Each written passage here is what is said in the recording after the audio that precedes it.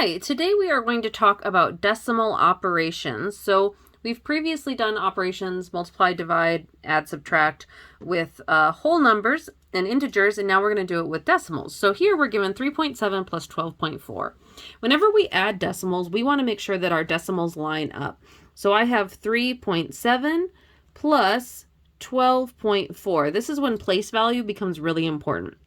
Then I just add like normal. So 7 plus 4 is 11. 3, 4, 5, 6. And I bring down 1. And I just keep that decimal place lined up as it was before. So with addition and subtraction, your decimal place is going to line up perfectly. Here we have 23.5 plus 41.38. Again, 23.5 plus 41.38. Notice I don't have a decimal here, or a digit there. That's okay, I can just put a 0 in. So 0 plus 8 is 8. 5 plus 3 is 8. I bring down that decimal point, and then I have 3 plus 1 is 4, and 4, 5, 6. So my final answer is 64.88. Again, they're all lined up. With subtraction, I do the same thing. So I have 20 minus 14.65. 20 minus 14.65. I don't have any digits here, but I can just put zeros in. So now I'm going to do a lot of borrowing. That's going to become a 1, 10 to 9, 10 to 9. This will become a 10. So 10 minus 5 is 5. 9 minus 6 is 3. I bring down the decimal. 9 minus 4 is 5. And 1 minus 1 is 0. So my answer is 5.35. Here I have 2.51 minus 7.4. Now that we know how to subtract with negative numbers, we can do this. So I have 2.51 minus 7.4. Again, I don't have a digit, so I'll just put that 0 in. 1 minus 0 is 1. 5 minus 4 is 1. Bring down the decimal. And 2 minus 7 is going to be a negative 5. Okay. Now, with multiplication and division, it's a little bit different. So with multiplication, we don't need to line up our decimals. We can actually just multiply them. I'll show you how. So we have 3.9 times 4.075. Because I have more digits with this second number, that's what I'm going to write on top. So I'm going to have 4.075. And with multiplication, I do not need to line up my decimals. In fact, I shouldn't. So I'm going to write down 3.9 here and multiply. I'm going to ignore my decimals for the moment, okay? And I'm just going to multiply like normal. So this is going to be 45. 63 plus 4 is 67. 0 plus 6 is 6. 4 times 9 is 36. Why can I not remember that? 36. Okay, those get crossed out. I bring down a 0. 3 times 5 is 15, 21, 22, 0, 2, and that's going to be 12. Then I'm going to add these together.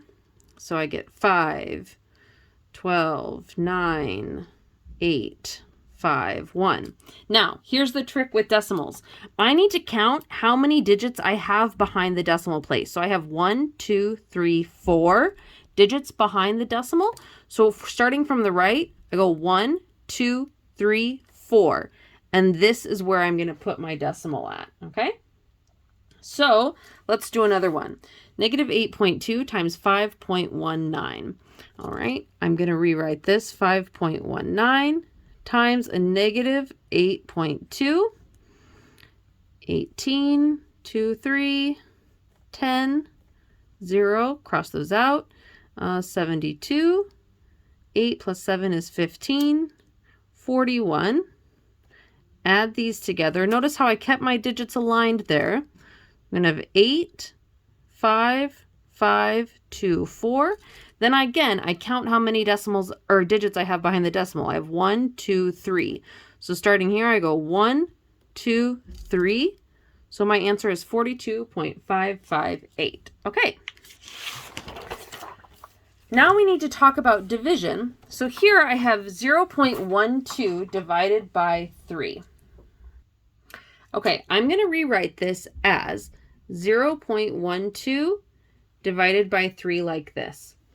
And I'm going to actually start by putting my decimal place up here. 3 does not, I'm just going to divide as usual. 3 does not go into 0, 3 does not go into 1, but 3 goes into 12.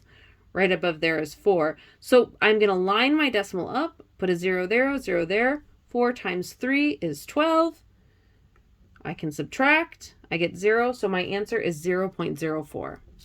Let's do another one. We have $3.99 divided by 24.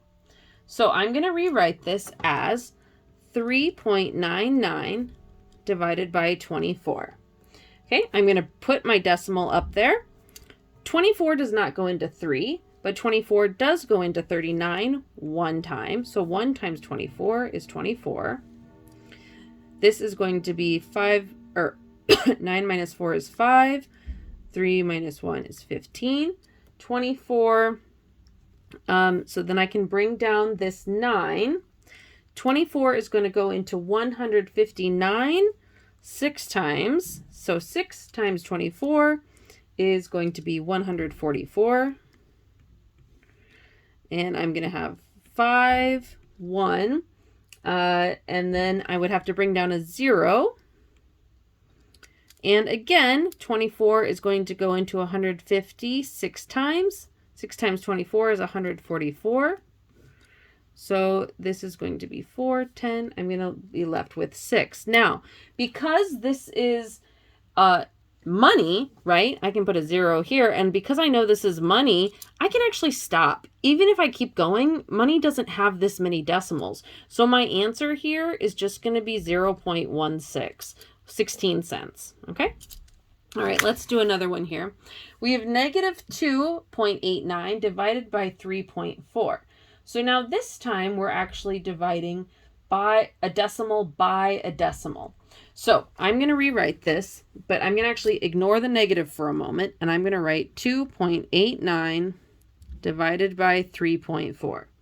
And I'm going to move this decimal one place to the right and one place to the right. So now I'm going to have 28.9 divided by 34, okay? And I can actually start dividing now. So 34 goes into 28. It doesn't. 34 goes into 289. 8 times. I'm going to put my decimal up there, okay? 8 times 34 is 272. I subtract.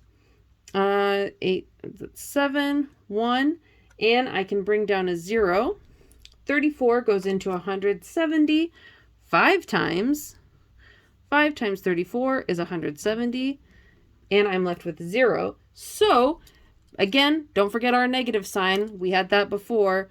Our answer here is a negative 0.85, okay? Last one, negative 25.65 divided by negative 0.06. Okay, let's do this one. I'm going to rewrite this as 25.65 divided by 0.06. I got to move that decimal 2 to the right, 2 to the right. So, because that's exactly, I'm moving at the same distance each time. Notice that. So, I have 0.06 dividing into 2,565. Okay? So, 6 goes into 25 4 times. 4 times 6 is 24. Subtract, I get 1, 6. 6 goes into 16 2 times. 2 times 6. Oh, wait, I should have put that decimal there. 2 times 6 is 12. Bring this down, I get 4. Bring down 5. 6 goes into 45. 7 times. 7 times 6 is 42. See that there?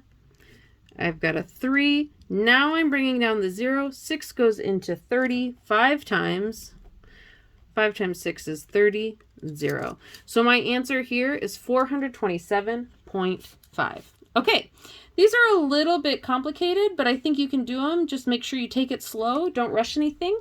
Bring your questions to class and I'll help you then. Thanks. Bye.